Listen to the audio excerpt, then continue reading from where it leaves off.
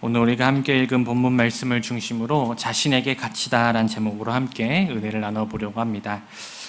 TV 토론 프로그램을 보면 종종 볼 수 있는 모습이 있습니다. 바로 출연한 사람들이 각자 자기 할 말만 하고 상대방의 이야기는 귀 기울여 듣지 않는 것이죠. 그리고 방송 내내 서로 논쟁만 벌이다가 결국에는 아무런 결론 없이 모든 토론이 끝나게 됩니다. 그리고 이러한 상황은 TV 토론에서뿐만 아니라 우리 주변에서도 자주 볼 수 있습니다. 도대체 왜 이런 일들이 벌어지는 걸까요? 사람들은 본래 자기가 보고 싶은 것만 보는 심리적인 성향을 가지고 있기 때문입니다. 그리고 이러한 현상을 심리학적인 용어로 확증 편향이라는 말로 부릅니다.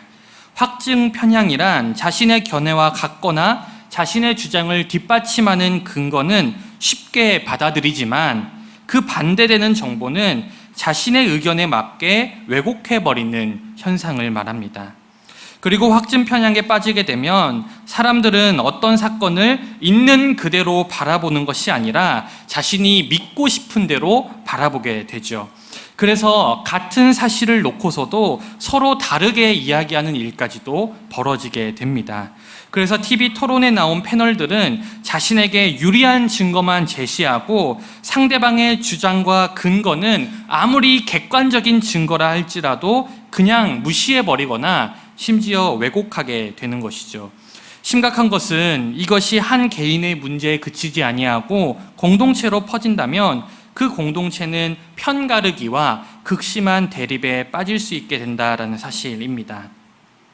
또 이런 확증 편향에 빠진 사람들은 의사결정에서도 당연히 오류를 범하게 되죠. 왜냐하면 나와 다른 의견을 가진 사람들의 이야기에는 귀를 막고 자신의 생각을 지지해주는 사람들의 이야기만 듣기 때문입니다. 그리고 결국에는 엉뚱한 의사결정을 내리게 되죠. 그러니 확증 편향을 가진 사람들은 자기 자신에게 갇혀버린 사람입니다. 그리고 오늘 말씀에는 이렇게 자신에게 갇혀서 보아야 할 것을 보지 못하고 깨달아야 할 것을 깨닫지 못한 사람들이 등장합니다. 지난주 우리는 예수님께서 날 때부터 맹인이었던 사람을 고치신 말씀을 함께 살펴보았습니다. 날 때부터 맹인이었던 이 사람은 예수님으로부터 치유를 받아서 그 감았던 육신의 눈이 뜨여지게 되었습니다. 그런데 그의 눈이 치유되면서 보여지게 된 것은 그의 육신의 눈만은 아니었어요. 그는 이 일을 통해서 자신이 치유한 저 예수라는 사람이 바로 그리스도라는 영적인 눈까지 함께 띄어지게 되었습니다. 특별히 이사야서 29장 18절 말씀을 보면 메시아가 오면 일어날 여러 가지 일들이 예언되어 있는데 그 중에 하나가 바로 맹인이 눈을 뜨도록 하는 일이었기 때문에 이 날 때부터 맹인이었던 사람을 치유한 이 사건은 예수님 스스로가 자신이 메시아임을 증거하는 그러한 사건이었습니다. 그런데 이상한 점이 있습니다. 그 현상을 바라본 주변 사람들은 이 일을 이해할 수가 없었다라는 사실이죠. 우리는 흔히 우리가 이해할 수 없는 일, 우리가 알 수 없는 일이 발생하면 전문가를 찾아갑니다. 마찬가지로 이 사건을 지켜본 유대인들은 도대체 어떻게 이러한 일이 가능한 것인지, 그리고 이 일을 행한 이 예수를 어떻게 받아들여야 되는 것인지 그 당시 성경의 전문가였던 바리새인들을 찾아가게 되었습니다. 그리고 바리새인들은 자신 앞에 온 그 맹인이었던 사람에게 당신이 어떻게 보게 되었는지를 물어보죠. 그리고 이 사람은 자신에게 일어난 일들을 사실대로 말하였습니다. 바로 예수라는 사람이 내 눈에 진흙을 바르고 씻었는데 갑자기 볼 수 있게 되었다라는 것입니다. 그런데 이 이야기만으로는 바리새인들도 도대체 어떻게 이 맹인이 눈을 뜨게 되었는지, 그리고 이 사건을, 그리고 이 예수를 어떻게 받아들여야 되는지 도대체 알 수가 없었다라는 것이죠. 그렇다면 왜 이 맹인의 치유를 지켜본 많은 유대인들과 이 사실을 전해 들은 이 바리새인들은 이 사건에 대해서 그리고 예수에 대해서 알 수 없었다, 이해할 수 없었다, 그렇게 말하고 있을까요? 이사야서 말씀을 보면 분명 메시아가 오면 일어날 여러 사건들 중에 하나가 맹인이 눈을 뜨도록 하는 일이라고 기록하고 있고, 바리새인들은 성경의 전문가였는데 왜 바리새인들은 구약에 그 말씀이 있음에도 불구하고 이 일을 해석할 수가 없었을까요? 오늘 이 이사야서 말씀에 그 말씀이 기록되어 있었다면, 그리고 오늘 이 사건, 다시 말해서 날 때부터 맹인이어서 자연적으로 시력을 찾을 수 없는 그 사람이 예수로 인해 시력을 되찾게 되었다면, 당연히 그들이 도달해야 될 결론은 예수가 메시아라는 사실이었어요. 그럼에도 불구하고 그들은 이 일을 이해할 수 없는 일로 치부하였고, 예수가 메시아라는 결론에는 도달하지 못했다라는 것이죠. 어쩌면 바리새인들이 구약에 있는 모든 말씀을 알지 못했기 때문에 그랬던 것은 아닐까요? 만약 그들이 정말로 구약의 그 말씀을 알지 못해서 그랬다면, 그들이 마땅히 해야 하는 일은 그 일을 직접 행하신 예수님을 찾아가서 물어보는 것이죠. 당신이 이 일을 행했는데 어떻게 행한 것인지, 왜 이 일을 행했는지, 그리고 당신이 누구인지 진정으로 그것을 궁금해하고 예수를 찾아가서 그 일에 대해서 물어봤다면, 어쩌면 눈을 뜬 맹인뿐만 아니라 그 주위 사람들도, 그리고 바리새인들도 예수가 메시아, 예수가 그리스도라는 것을 깨닫고 그렇게 예수님을 만날 수 있었을 것입니다. 그런데 그들은 이해할 수 없는 사건 앞에서도 예수님을 찾아가지 않습니다. 그랬다면 그들은 왜 마땅히 도달해야 될 정답, 바로 예수가 그리스도라는 그 사실에 접근하지 못한 채 그냥 이 일을 이상한 일로만 여겼을까요? 오늘 요한은 사람들이 이 일로 인해 혼란을 겪었던 이유를 14절 말씀을 통해 설명하고 있습니다. 우리 14절 말씀 함께 보겠습니다. 시작. 예수께서 진흙을 이겨 눈을 뜨게 하신 날은 안식일이라. 아멘. 여러분, 이 사건을 통해 사람들이 맺어야 됐을 결론은 예수가 그리스도라는 사실이었습니다. 그러나 사람들로 하여금 그 결론에 도달하지 못하게 막았던 장애물이 있었다면, 그것은 바로 예수님이 그 일을 행하신 날이 바로 안식일이었다는 사실이에요. 아니, 사실 그 날이 안식일이었다는 것은 문제가 되지 않습니다. 정말 문제가 되었던 것은 안식일에는 이렇게 해야 한다는 자신들만의 규율과 규칙 때문에 그들은 예수님을 그리스도로 바라볼 수가 없었다라는 것입니다. 하지만 원래 하나님이 주신 안식일은 사람의 형식과 사람의 규정에 가둔 날이 아니라 안식, 말 그대로 편안하게 풀어서 자유케 하는 날이었습니다. 따라서 질병에 갇힌 자를 풀어서 자유케 하신 그 예수님의 행동은 그 어느 행동보다도 안식일에 가장 적합한 행동이었다고 할 수 있겠죠. 하지만 본질을 놓치고 내가 생각하는 정답, 내 입장, 내 경험, 내 상식 안에서만 모든 문제를 바라보게 되면 사람들은 자기에게 익숙한 경험과 자신의 생각만 고집하게 된다라는 것입니다. 그러면 우리가 봐야 할 중요한 것들을 못 보게 되고 놓치게 되는 일들이 벌어지게 되는 것이죠. 오늘 바리새인들도 마찬가지였습니다. 그들은 명백히 기록되어 있는 그 하나님의 말씀보다도 자신들이 세워놓은 규칙과 규범, 그리고 지금까지 그들이 지키고 살아온 그 자신들의 경험을 우선시하였다라는 것이죠. 그래서 그들은 그토록 기다려왔던 메시아를 눈앞에 두고도, 그리고 자신이 메시아임을 증거하는 명백한 사건을 보고도 예수님을 메시아로 인정하지 못했습니다.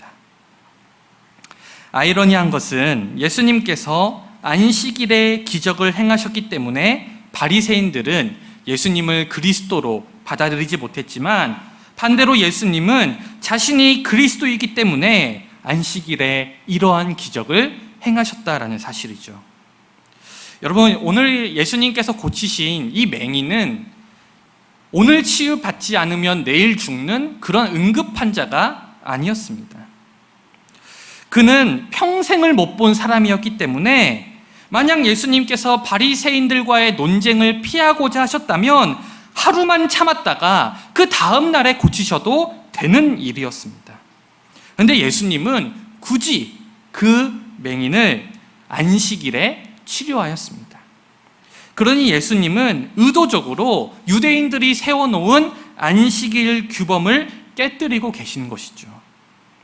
예수님께서 일부러 안식일의 규례를 깨뜨리려 하였다는 것이 더욱 명확해지는 지점은 바로 예수님께서 이 맹인을 치유하신 방법이었죠. 예수님께서는 이 맹인에게 말 한마디로 치유하실 수도 있었습니다. 그런데 예수님은 이 맹인을 치유하기 위해 땅에 침을 뱉어서 진흙을 이겨 그의 눈에 바르심으로 치유하셨습니다.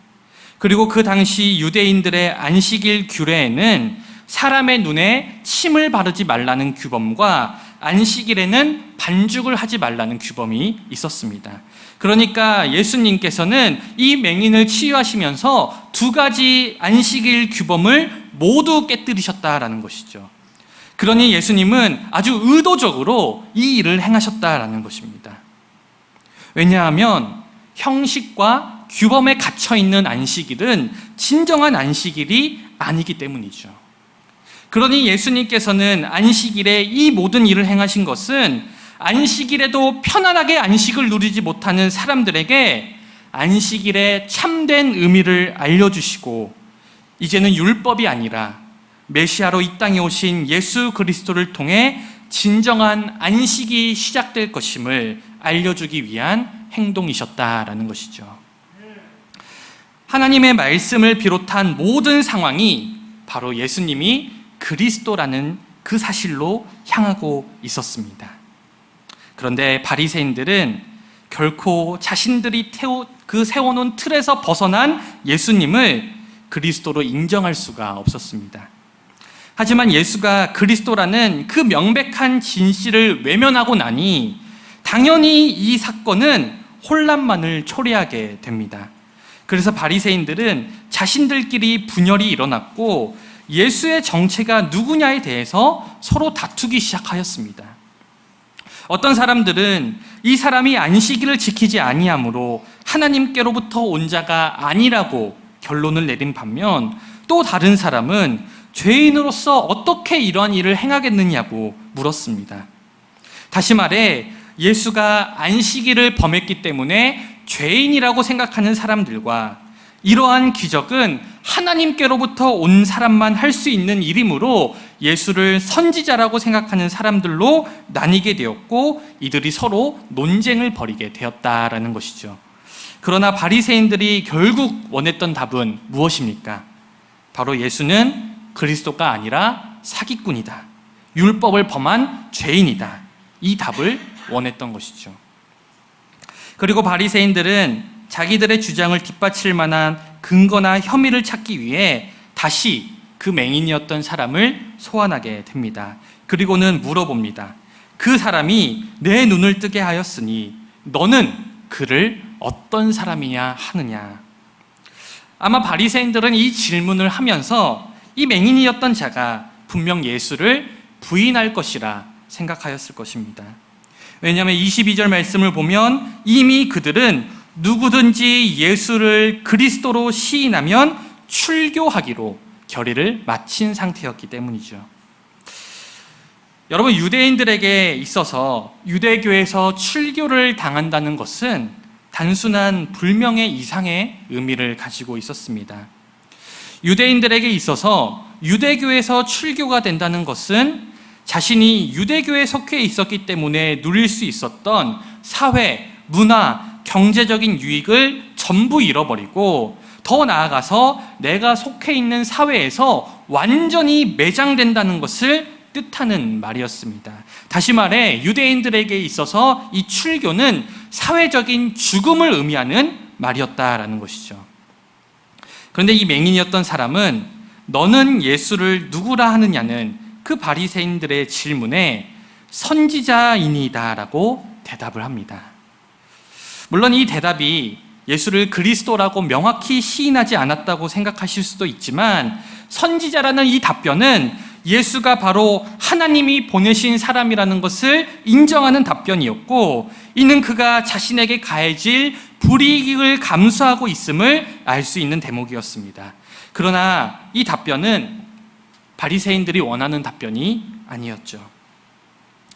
사랑하는 여러분, 바리새인들처럼 자기 자신에게 갇힌 사람들은 자신이 원하는 대답을 듣고 자신이 원하는 결과를 얻을 때까지 절대로 만족하지 못합니다. 그래서 그들은 자신이 원하는 대로 나를 대우해 주지 않는 사람들, 자신이 듣기 원하는 말을 해주지 않는 사람들, 그리고 자신이 원하는 답을 이야기해 주지 않는 사람들과 절대로 함께할 수가 없다라는 것이죠. 더 나아가 자신이 원하는 대로 움직여주지 않는 사람들을 자신의 원수라고 여기게 됩니다. 여러분들 주변에도 그런 사람들이 있지 않습니까? 내 이야기만 들어야 돼. 내 이야기만 들어야 돼. 근데 여러분, 가슴에 손을 얹고 한번 생각해 보십시오. 어쩌면 나 자신이 그러한 사람이었을지도 모릅니다. 여러분, 왜 그렇습니까? 바로 우리는 나 자신을 지나치게 의식하고 나 자신을 마치 하나님처럼 여기기 때문에 그렇습니다. 사랑하는 여러분, 하나님께서는 이 세상을 창조하시고 하나님께서 이 세상을 주관하시니 우리의 삶은 당연하게도 하나님 중심으로 흘러가게 되어 있습니다. 그리고 이것을 아는 사람들, 다시 말해서 하나님은 창조주이시고 나는 피조물이라는 것을 아는 사람들은 내가 원하는 대로 상황이 흘러가지 않아도 분노하지 않아요. 왜냐하면 모든 일들이 선하신 하나님의 섭리 안에 있음을 믿기 때문이고, 우리의 존재가 하나님의 피조물에 불과하다는 것을 알기 때문입니다. 그런데 내가 하나님의 피조물이 아니라 스스로 하나님이 되고자 하는 사람들은 모든 것이 내 중심이 되지 않으면 분노하죠. 심지어 내가 어찌할 수 없는 영역, 다시 말해서 다른 사람의 마음과 생각까지도 나와 일치되지 않으면 분노하고 그 사람을 적으로 간주합니다. 그리고 만약 그러한 사람들이 자신의 뜻과 의지를 관철시킬 수 있는 위치에 올라서게 되면 그때부터는 그 사람은 하나님의 뜻을 구하고 다른 사람의 의견을 경청하는 게 아니라 자신이 하나님이 되어서 무엇이든지 자신의 뜻과 자신의 의지에 맞춰주기만을 고집하는 그런 고집스러운 사람이 되고 마는 것이죠. 여러분, 오늘 바리새인들의 모습이 딱 그렇습니다. 선지자라는 이 맹인이었던 자의 답변은 그들이 원하는 답이 아니었어요. 그래서 그들은 자신이 듣기 원하는 답과 멀어져가는 그 대답은 무시하고 이제는 그 사람이 고침받았다는 사실 자체를 의심하면서 그 부모를 불러서 이 사람이 정말로 태어날 때부터 맹인이었는지를 물어봅니다.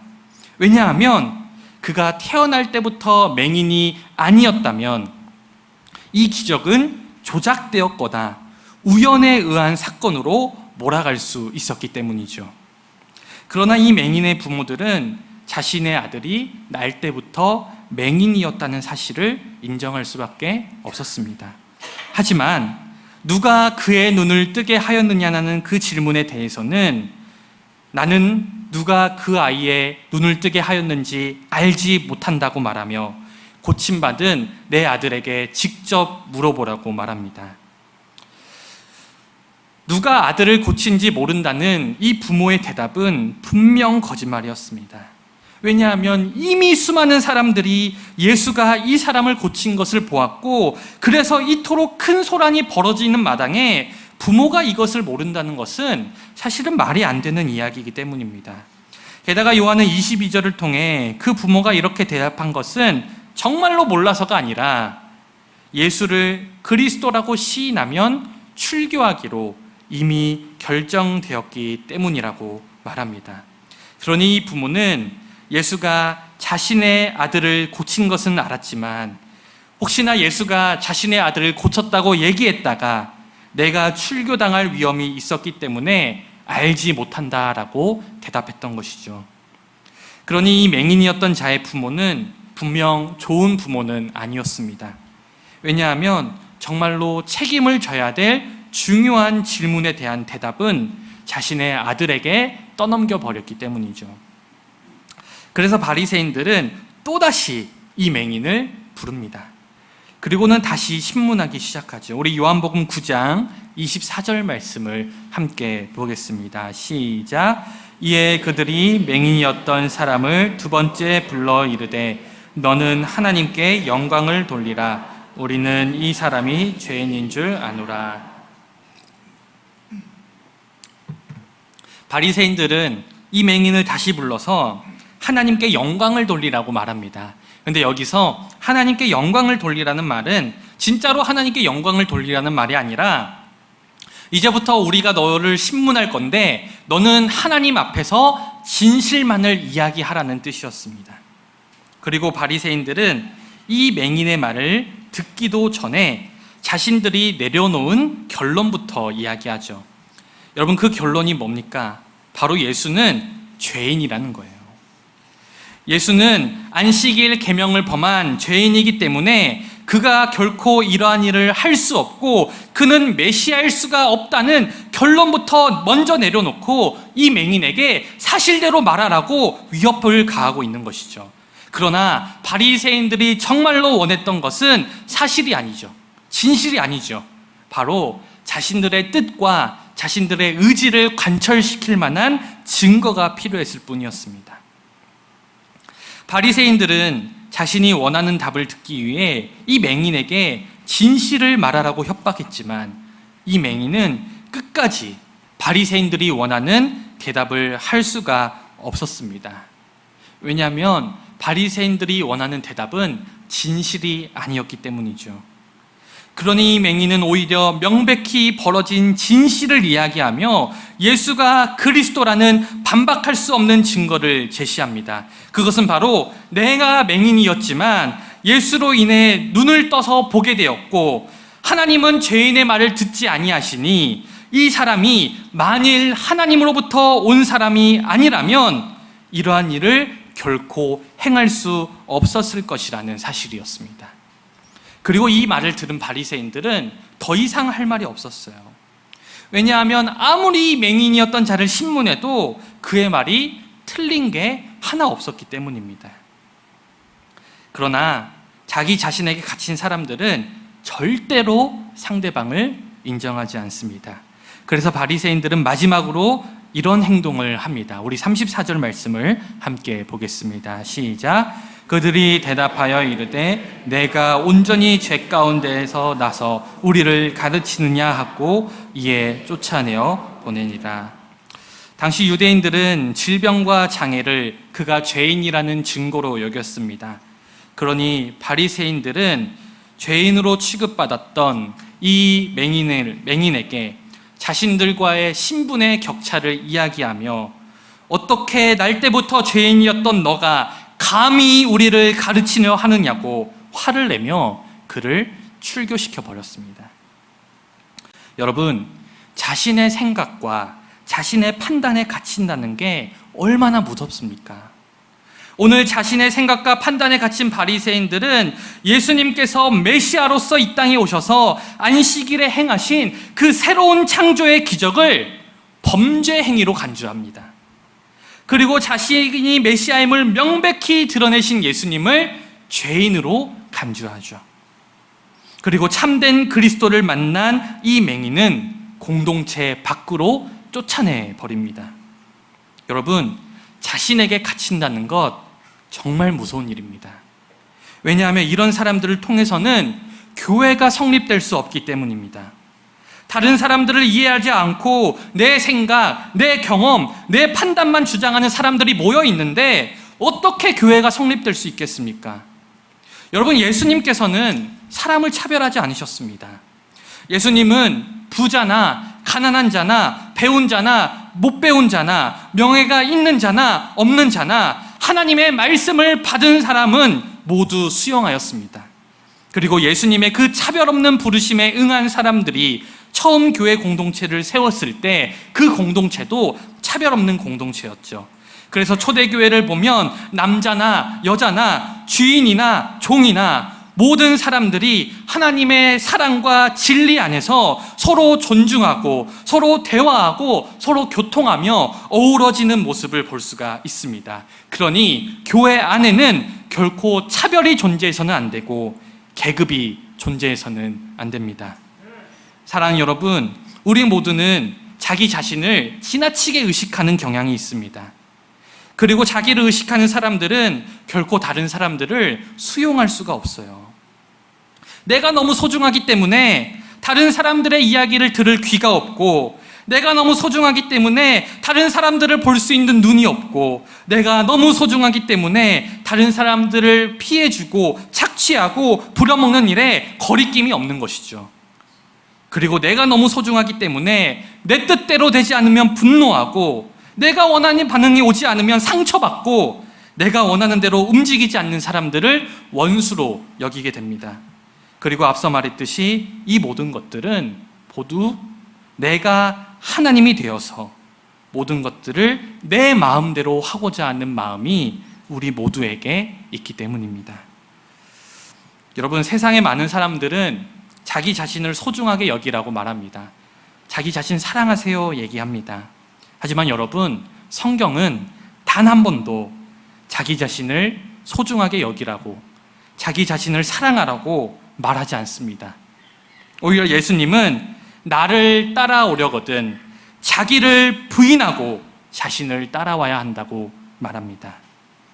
여러분, 어떻게 우리는 자기를 부인하고 나를 부인하고 예수님을 따를 수 있겠습니까?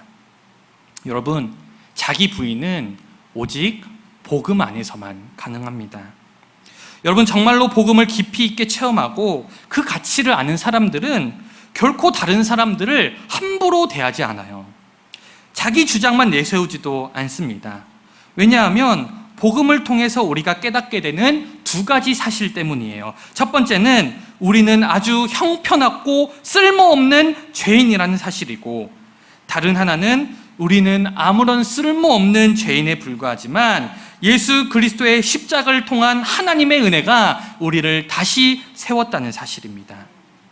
그러므로 복음을 정말로 깊이 깨달은 사람들은 자기를 소중히 여기지 않습니다. 왜요? 죄인으로 태어난 나라는 존재가 얼마나 형편없고 얼마나 보잘것없고 얼마나 부족하고 얼마나 연약한 존재인지 알기 때문입니다. 그래서 자신을 내세울 게 없기 때문에 내가 죄인이라는 것을 아는 사람들은 늘 겸손합니다. 그렇다고 위축되고 소극적이지도 않아요. 오히려 담대하고 당당합니다. 왜요? 나라는 존재는 아무것도 아니지만, 나라는 존재는 죄인이지만 천지 만물을 창조하시고 다스리는 하나님이 우리와 함께 하심을 믿기 때문입니다. 오늘 예수님을 만난 이 맹인도 그렇지 않습니까? 오늘 이 맹인이었던 사람은 바리새인들에 비하면 정말로 아무것도 아닌 존재이죠. 그는 평생을 죄인이라 손가락질받고 정죄받은 자였고, 그에 반해 바리새인들은 사람들로부터 존경받는 사람들이었습니다. 이러한 신분적인 격차 속에서 그는 바리새인들로부터 자신이 원하는 대답을 하라고 강요를 받고 있습니다. 심지어 만일 그가 바리새인들이 원하는 대답을 해주지 않는다면 그는 자신이 속한 사회에서 모든 것을 잃어버릴 위기 앞에 놓여 있었습니다. 그럼에도 이 맹인이었던 사람은 성경의 전문가라는 바리새인들과의 논쟁에서도 주눅들거나 위축되지 않습니다. 오히려 당당하고 담대하게 자신이 만난 예수에 대해서 이야기하였습니다. 왜냐하면 죄인이라고 손가락질받던 나의 눈이 치유된 것은 내가 한 게 아니라 모두 예수님께서 이루신 일이었기 때문입니다. 그는 그 부인할 수 없는 예수님과의 만남 때문에 그 모든 일들을 예수님께서 하셨다고 고백할 수밖에 없었습니다. 여러분, 이것이 바로 복음의 능력입니다. 그러니 예수님을 만난 우리가 내세울 수 있는 것은 우리의 생각이나 우리의 경험이나 우리의 판단이나 우리의 능력이 아닙니다. 우리가 내세울 수 있는 것은 오직 하나, 바로 예수 그리스도의 십자가를 통해 보여주신 하나님의 놀라우신 사랑밖에 없습니다. 그러니 진정으로 복음을 깨달은 사람은 자기 자신을 사랑하지 않습니다. 오직 예수님만을 자랑하고 하나님만을 자랑할 뿐입니다. 그리고 교회는 이런 복음으로 묶여있는 공동체이기 때문에 하나님의 말씀 안에서 성별도, 직업도, 나이도, 사상도, 그 어떠한 것도 포용하고 서로 사랑할 수 있는 공동체가 되어야 합니다. 사랑하는 여러분, 혹시 우리는 나를 너무 소중하게 여기고 있지 않은지 이 시간 돌아보기 원합니다. 내가 너무 소중한 나머지 나에게 갇혀서 내 뜻과 내 생각과 나의 의견만 고집하고 있지는 않은지 돌아보아야 합니다. 여러분, 우리는 자랑할 게 하나 없습니다. 우리의 존재 자체가 이미 형편없는 죄인에 불과하고 우리가 이뤘다고 생각하는 모든 것들은 바로 하나님께서 이루신 일이기 때문입니다. 그러니 이제는 우리가 나에게 갇히는 것이 아니라 도리어 나를 버리고 자기를 부인하고 오직 하나님만을 높이시길 소망합니다. 그리하여서 우리 인천중앙교회가 정말로 이 복음 안에서 서로 사랑하고 자유롭게 교제하는, 그리하여 주님이 기뻐하시는 교회가 되기를 주님의 이름으로 간절히 축원드립니다. 기도하겠습니다.